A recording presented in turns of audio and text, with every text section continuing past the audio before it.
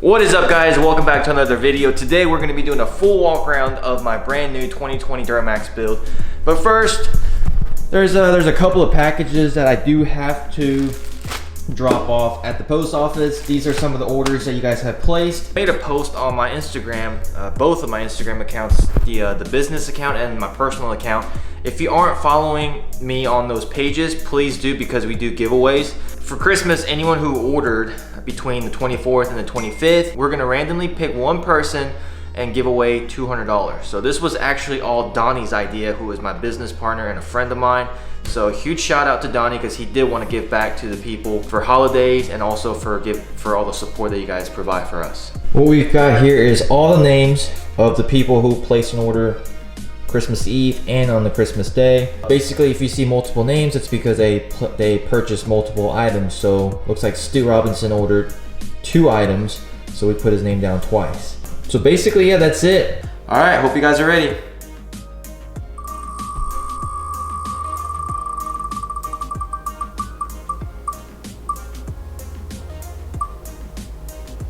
All right, Matthew Mosley, you got 200 bucks. Congratulations. Matthew, hopefully you watch my videos, and if you do, congratulations for your 200 bucks. Remember, those names are still going to be on the giveaway for the CTS3. We're gonna be revealing the winner of the CTS3 most likely first week of January. So if you guys want to get entered, make sure to go entered. All you have to do is purchase an item from jwmotorsportsco.com. Every $10 you spend will get you 1 entry to win that CTS3. And the coolest part right now is we are selling rock lights too. It's a complete kit. They can be anywhere from $170 to $300-$400. So you're getting about 17 to 30 entries for a set of rock lights that you were gonna purchase anyway. So make sure to go do that. But we're gonna stop by the post office, drop some of these merchandises off, and then we'll do a full walk around of my Duramax. Let's start with the interior. I love this interior. A lot of people do complain because a lot of people think that GMC should have stepped up, which I agree to a certain extent, because whenever they revealed this body style, I guess the 19 body style on the 1500, I was a little disappointed. For some reason, the display looked really small. However, it is the same size as the previous generation or previous body style. But to be honest with you guys, I was a little disappointed, but all in all, I love the way this interior looks, because I am a fan of how simple everything is. I love the simplicity. I don't really care for having a really big screen that I have to use to change the temperature and everything. I like physical buttons. If I'm driving, I just want to reach over and just twist a knob or whatever, instead of having to click trying to change the temperature or whatever. So I do like that, because this is what I'm familiar with, and it's kind of like having an iPhone. New iPhones don't change that much every year, but they make it just a little bit better, so that way it's worth upgrading. I will say though, I've been in I guess a Laramie Longhorn. It's a super luxurious one. It's like King Ranch on steroids. I will tell you, that was super nice. However, it was a little too luxury for me, like for my personal taste. I know there's a lot of people that love that luxuriness. That's why King Ranch and the Longhorns, and that's why people are like switching over to the Cummins recently, because of their upgraded interior and like their Tesla screen and everything. But for me, this works, and I personally like this interior better than all the other ones. But it's all preference. If you like the platinum or if you like the bighorn interior, hats off to you. You like that because that fits your taste. We're all different, we all have different tastes, and that's why these companies offer different options. And there is one thing that I like to point out. It might be a concern, but I'm not exactly sure just yet. So the previous owner, when he got this truck lifted and everything, he noticed that there's a little bit of play in the steering wheel. There's a little bit on the road. I got to witness it. I was driving on the interstate going 80, 85. I could definitely feel the truck wander just a little bit. And it's not that big of a deal, but it's not comfortable. It wanders just a little bit, and you can't really tell when it's gonna wander. And I just don't want to catch myself overcorrecting while I'm going like 75, 80 on the interstate, which can be concerning. This has been going on for a while. The previous owner took it to the dealership looked at it, and they basically just said, oh, it's a GM thing, it's just how it is. So they said everything looks good, gearbox is good, and the whole front end is how it should be. So he couldn't figure out what it was, and it's not that big of a deal. It's just it wanders a little bit every once in a while, and it is uncomfortable. I will tell you, my LML, when I bought it 2 years ago, 2.5 years ago, it came with the BDS lift, and the whole front end was stock, and it didn't have any play, maybe a little bit of play, and it did not wander on the road like that at all. Because I drove to Pennsylvania, Virginia with that setup. Did not feel uncomfortable whatsoever. I was going probably 80, 85 on the interstate. Didn't wander at all. It was super comfortable.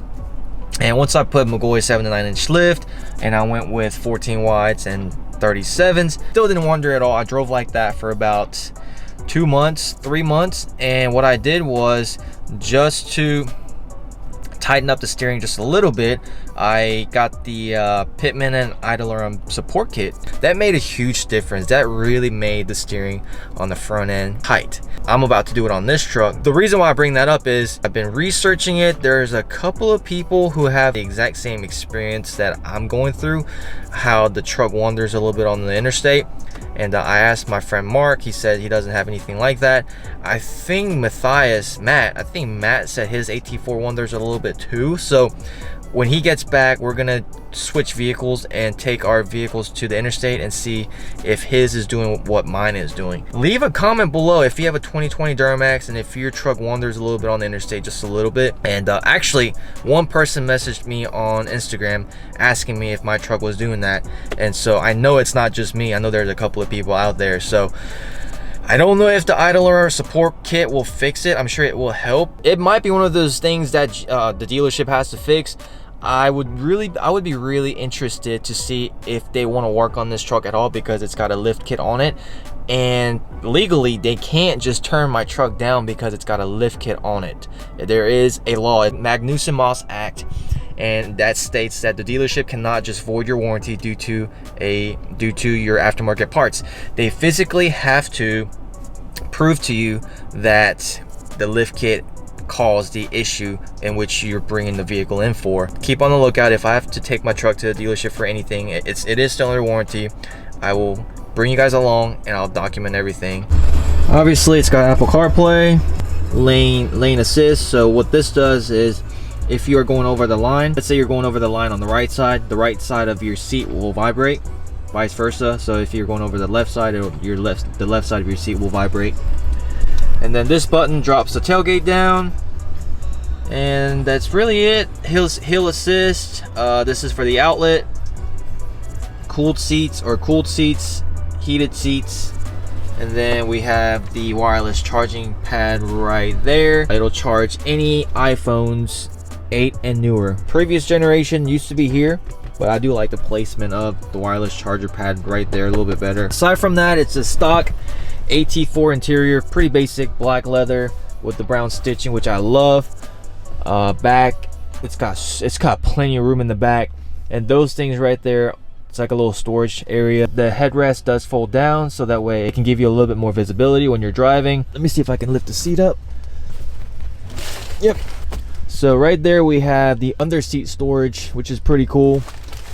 But yeah, that's pretty much it for the interior. Pretty basic, pretty standard. But I actually like this interior a little bit better than the Denali, so I'm glad I got the AT4.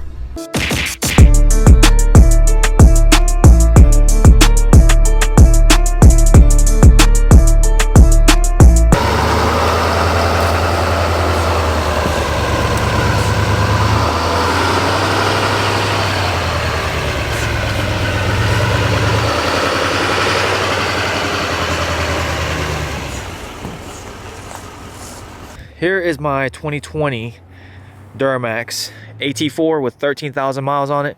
I'm gonna do a whole walk around video. So basically, first things first, here we have the rough country lift. And you guys are probably wondering, why does this $80,000 truck have quote unquote the cheapest lift kit you can buy? And I'm going to explain to you exactly why it has rough country lift. Before I explain that to you, it does have rough country lift, cognate upper control arms.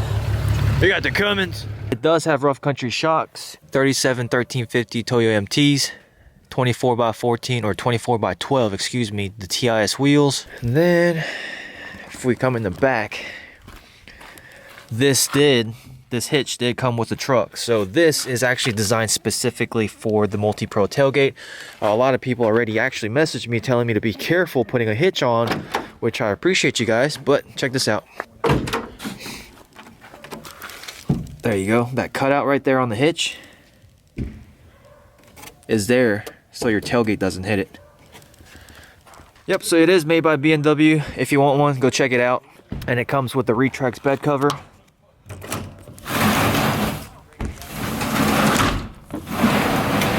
There you go. And only thing kind of sucky about the Retrax is the canister right there. It does take up a little bit of room, but if you have a 2500 with the 6.5 foot bed, it's not that big of a deal. But if you have a 1500 with the 5.5 foot bed, it might be a big deal to you because you're losing a good bit of space at that point. Why does this truck have a rough country lift? So basically, when this truck, so the lift kit got put on 6 months ago in June, and it actually got lifted at the shop that I worked at. And back then, so that was during the pandemic. So pandemic hit really hard in April. Zone was shut down. BDS was shut down. A lot of shops were actually shut down too, because Zone was shut down for 30 days. When they opened back up, everything was on back order. You couldn't get anything. And for lift kits on the 2020 Duramax back in May, I don't even know if Zone had a lift kit back then, but Rough Country was the first one to come up with a lift kit for these 2020s. I asked him because he wanted a 5-inch lift. He didn't want to lift those too big. But really his only option at the time was Rough Country or possibly Zone. I think Zone was available. But I asked him, I said, why'd you go with Rough Country? And honestly, his only reason was he didn't want non-torsion drop. He does use his truck for taking it to his hunting club and all that stuff. He said he needed clearance. So if we look over here, the torsion bars are tucked in. Whereas a Zone lift kit, the torsion bar would have dropped down.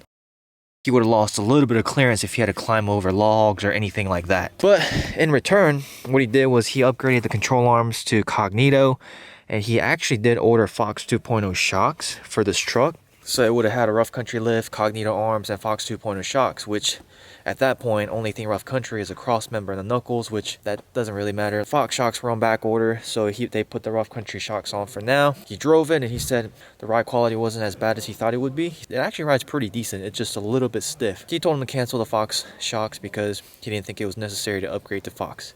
But yeah, simply that's it. This lift kit is pretty pricey though, because it's like $1,600 for the lift, which Rough Country usually starts around $1,000. Yep, and for that reason, this truck has a Rough Country lift. Really, that's it. Only thing that's Rough Country is really the cross member and the knuckles, like I said. Here's a quick price difference between Zone and Rough Country. Here's Rough Country's non-torsion drop system with their premium N3 shocks included. Looks like it's $1,600. With Zone and their Adventure Series shocks, which is not the same as Fox 2.0s, they are almost $1,800. I'm not even sure if Fox 2.0 shocks are going to make a positive difference because they're pretty stiff too, in my opinion. I prefer Bilsteins over Fox 2.0s all day. I plan on swapping over to McGaughy's kit anyway. I'm waiting for their 12-inch kit to drop. I'm honestly glad that it came with the 5-inch lift because I really wanted to try the stance look, kind of like my LLY.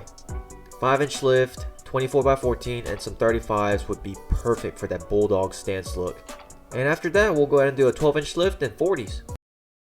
But this is the Denali that we're looking at right now, 2021, which comes with power steps from the factory, which is pretty cool.